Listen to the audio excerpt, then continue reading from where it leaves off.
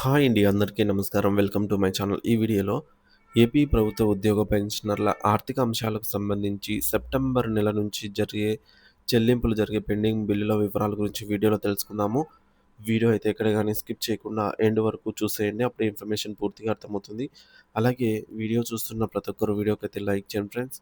ఈ వీడియోని తోటి ఉద్యోగ పెన్షన్ మిత్రులతో అయితే షేర్ చేయండి. కొత్తగా మన ఛానల్ చూస్తున్నవారు ఇంకా ఎవరైనా సబ్స్క్రైబ్ చేసుకున్నట్లయితే వెంటనే మన ఛానల్‌ని సబ్స్క్రైబ్ చేసుకోండి. దీని ద్వారా నేను చేసే లేటెస్ట్ వీడియోస్ అన్నీ మీ వరకు రీచ్ అవుతాయి. ఫ్రెండ్స్ ఇక విషయానికొచ్చినట్లయితే ఆంధ్రప్రదేశ్ రాష్ట్రంలో కూటమి ప్రభుత్వం వచ్చిన తర్వాత ఉద్యోగ పెన్షన్‌లకు సంబంధించి కొన్ని చెల్లింపు ప్రక్రియలైతే వేగవంతం జరిగిందనమాట. ముఖ్యంగా ఏంటంటే సాలరీస్ అండి. సాలరీస్ అయితే 1, 2 తేదీలలోనే ఆల్మోస్ట్ పడుతూ ఉన్నాయి మాక్సిమం. అలాగే మరికొన్ని బకాయిలనైతే అడపాదడపా క్లియర్ అయితే చేసింది. ఇంకా మనకు 4 డీఏలైతే పెండింగ్‌లో ఉన్నాయి. అలాగే డీఏ అరియర్స్‌కి సంబంధించి ఒక్కొక్కరికి 2-4 లాక్స్ వరకు బకాయి ఉంది. వీటితో పాటుగా సీపీఎస్ వాటా వారికి జీపీఎఫ్, ఏపీజీఎల్ఐ చెల్లింపులు ఇటువంటివి ఇవన్నీ కూడా ప్రభుత్వం క్రమం తప్పకుండా జమ చేస్తూ వస్తూ ఉన్నప్పటికీ ఈ యొక్క major DA, IR, PRC pending బకాయిలు వంటి మేజర్ ఇష్యూస్ అయితే ఇంకా క్లియర్ కాలేదు. అలాగే ఉద్యోగ విరమణ చేసిన వారికి కూడా కమ్యుటేషన్ చెల్లింపులు కూడా త్వరగా క్లియర్ అవుతున్నాయి. పెండింగ్‌లో ఉన్న డీఏలు కూడా మనకు త్వరలో ప్రకటించే అవకాశం ఉంది. అరియర్స్‌ని దశల వారీగా చెల్లిస్తామని ప్రభుత్వం అయితే ఇదివరకే చెప్పిన మాట మనందరికీ తెలిసిందే. మొత్తానికి ఈ యొక్క డీఏ బకాయిలైతేనేమి, 11వ పీఆర్సీ బకాయిలైతేనేమి, 12వ పీఆర్సీ కమిషన్ నియామకంపై ఇంకా స్పష్టత అయితే రావడం లేదు. సరెండర్ లీవ్ బిల్లులు, టీఏ బిల్లులు, గ్రాట్యుటీ ఇవన్నీ కూడా పెండింగ్‌లోనే ఉన్నాయన్నమాట. వీటి గురించి ఇప్పుడు చూద్దాము. కొత్త ప్రభుత్వం వచ్చిన తర్వాత కొన్ని చెల్లింపులు ప్రక్రియలు వేగవంతం కావడం ఉద్యోగ వర్గాలకు కొంత ఊరటనిస్తోంది. జీతాలు మరియు పెన్షన్లు గతంలో నెలలో 1 తేదీ నుంచి 15 తేదీ వరకు ఆలస్యంగా జరిగే జీతాలు, పెన్షన్ చెల్లింపులు ఇప్పుడు క్రమబద్ధీకరించబడ్డాయి. ప్రస్తుతం ప్రతి నెల మొదటి వర్కింగ్ డే రాత్రికి లేదా రెండో వర్కింగ్ డే ఉదయానికల్లా ఖాతాలో జీతాలు జమ అవుతున్నాయి. ఇది ప్రభుత్వ ఆర్థిక క్రమశిక్షణకు సానుకూల సంకేతంగా చెప్పవచ్చు.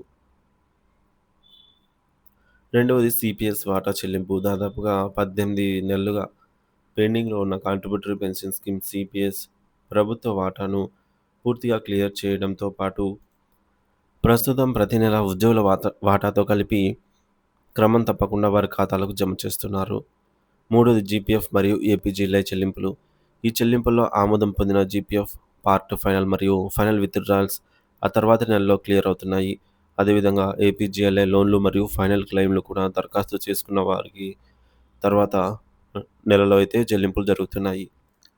మరి అదేవిధంగా ఏపీజీఎల్ఐ లోన్లు మరియు ఫైనల్ క్లెయిమ్స్ కూడా దరఖాస్తు చేసుకున్న వారికి తర్వాత నెలలో జమ అవుతున్నాయి. ఇక రిటైర్మెంట్ ప్రయోజనాల విషయానికొచ్చినట్లయితే ఉద్యోగ విరమణ చేసిన వారికి చెల్లించాల్సిన కమ్యుటేషన్ చెల్లింపులు కూడా గతంతో పోలిస్తే వేగంగా జరుగుతున్నాయి. ఐదవది సప్లిమెంటరీ మరియు కాంటిజెంట్ బిల్లులు. గత ప్రభుత్వ హయాంలో పెండింగ్‌లో ఉన్న 2 డీఏలను ఈ ప్రభుత్వం అమలు చేసింది. వాటికి సంబంధించిన అరియర్, సప్లిమెంటరీ బిల్లులు నెలలో 2 విడతలుగా అంటే 11వ తేదీ నుంచి 15వ తేదీల మధ్య, అలాగే 20-25 తేదీల మధ్య క్లియర్ అవుతున్నాయి. ట్రావెలింగ్ అలవెన్స్, టీఏ మినహా మిగిలిన కాంటిజెంట్ బిల్లులు గత ఏడాది వరకు క్లియర్ అయ్యాయి. ఇక పరిష్కారం కాని కీలక సమస్యలైతే ఉన్నాయి. ఇప్పుడు మనం చెప్పుకున్నటువంటి మెరుగుదలలు ఉన్నప్పటికీ ఉద్యోగుల ఆర్థిక భవిష్యత్తును ప్రభావితం చేసే అనేక ప్రధాన సమస్యలు ఇప్పటికీ పెండింగ్‌లోనే ఉన్నాయి. ఇందులో మొదటగా డీఏ మరియు పీఆర్సీ బకాయిలు. డీఏ బకాయిలైతే జూలై 2018 నుంచి రావాల్సిన పాత డీఏ బకాయిలు ఇప్పటి వరకు ఎలాంటి కదలిక లేదు. మేనిఫెస్టో ఈ యొక్క జియోలలో అయితే 3 సమాన వాయిదాల్లో విడుదల చేస్తామని పేర్కొన్నప్పటికీ వాటి సంగతి ఇంకా అతీగతి లేదు. బిల్లులు పెట్టుకోవడానికి కూడా కొన్నిసార్లయితే ఆప్షన్ కూడా ఎనేబుల్ లేదు. కొందరికి ట్యాక్స్ కూడా కట్ అయింది. కానీ ఆ యొక్క అరియర్ అమౌంట్ అయితే రావడం లేదంటున్నారు. ఇక పీఆర్సీ బకాయిల విషయానికొచ్చినట్లయితే 11 పీఆర్సీకి సంబంధించిన బకాయిల చెల్లింపులపై ప్రభుత్వం నుంచి ఎలాంటి స్పష్టత రాలేదు. 12వ పీఆర్సీ. గత ప్రభుత్వం నియమించిన పీఆర్సీ కమిషనర్ పదవీకాలం ముగిసి రాజీనామా చేసి వెళ్ళిపోయారు. నూతన ప్రభుత్వం ఇంతవరకు కొత్త పీఆర్సీ కమిషనర్‌ను నియమించలేదు. ఎన్నికల మేనిఫెస్టోలో హామీ ఇచ్చిన మధ్యంతర భృతి ఐఆర్‌పై కూడా ఎలాంటి ప్రకటన రాలేదు. దీంతో కొత్త పీఆర్సీ ఎప్పటికి వస్తుందో అన్న ఆందోళన ఉద్యోగుల్లో నెలకొంది. పెండింగ్ బిల్లులు, సరెండర్ లీవ్‌లు. నవంబర్ 2022 నుంచి సరెండర్ లీవ్‌ల బిల్లులు పెండింగ్‌లోనే ఉన్నాయి. ట్రావెలింగ్ అలవెన్స్, టీఏ బిల్లులు. చాలా కాలంగా టీఏ బిల్లులు మంజూరు కావటం లేదు. గ్రాట్యుటీ. ఉద్యోగ విరమణ చేసిన వారికి 9 నెలలుగా గ్రాట్యుటీ చెల్లింపులైతే నిలిచిపోయాయి. ఇది వారి పదవీ విరమణ జీవితంపై తీవ్ర ప్రభావం చూపుతోంది. ఇక నాలుగవది పెండింగ్‌లో ఉన్న డీఏలు.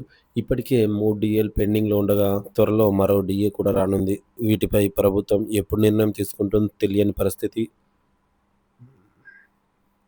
ఇక భవిష్యత్ అంచనాలు.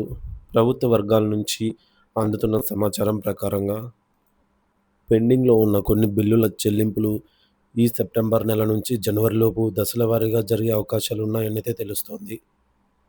నూతన ప్రభుత్వం జీతాల చెల్లింపు వంటి రోజువారీ కార్యకలాపాలను క్రమబద్ధీకరించడం హర్షణీయమే అయినా ఉద్యోగుల ఆర్థిక భద్రతకు కీలకమైన పీఆర్సీ, డీఏ బకాయిలు, గ్రాట్యుటీ వంటి అంశాలపై దృష్టి సారించాల్సిన తక్షణ అవసరం ఉంది. ప్రభుత్వం ఈ సమస్యలపై సానుకూలంగా స్పందించి ఉద్యోగ వర్గాల్లో నెలకొన్న ఆందోళనను తొలగిస్తుందనైతే ఆశిస్తున్నారు.